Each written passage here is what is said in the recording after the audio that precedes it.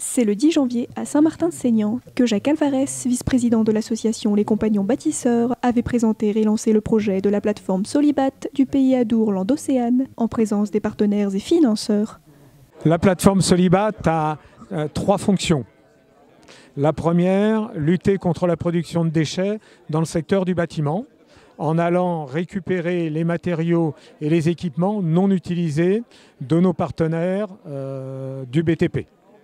La deuxième fonction, c'est de favoriser le réemploi de ces matériaux dans le cadre de l'économie sociale et solidaire, c'est-à-dire les organismes de l'activité par l'insertion économique, accueil, hébergement, insertion, caritatif, humanitaire et autres, mais aussi réutilisation par prescription des communes de leur public en difficulté.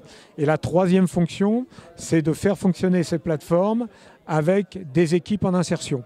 Donc en chantier d'insertion, en leur apprenant les métiers de la logistique, conduite de camions, les CACES et autres.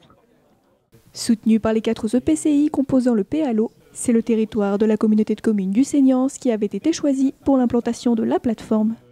Nous avons demandé aux 4 EPCI, pour ne pas gréver le budget par des achats de terrain et autres, de bien vouloir essayer de nous trouver un terrain.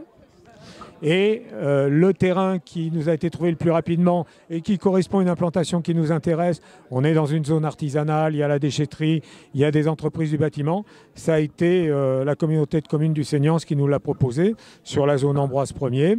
Et c'est une implantation qui nous convient bien à tous les niveaux. Disposant d'une plateforme à Bordeaux, l'association avait insisté pour que ce projet puisse également voir le jour dans les Landes.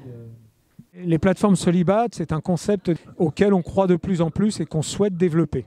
Je participe au PIA d'Ourlande-Océane et j'étais persuadé que le territoire du PIA d'Ourlande-Océane, c'est quand même le territoire qui réunit 80% des entreprises du bâtiment, qui réunit à peu près 60-70% de la construction landaise, en termes de réalisation, qui en plus compte énormément de partenaires de l'économie sociale et solidaire et des collectivités locales qui souhaitent avancer dans ces domaines-là.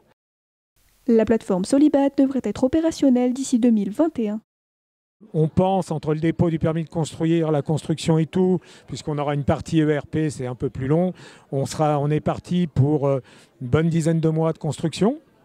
Et nous espérons pouvoir inaugurer la plateforme en fin d'année 2020 et de faire la première collecte, qui sera sûrement symbolique, mais de faire quand même une collecte des premiers matériaux. Et 2021, fonctionnement à plein de la plateforme.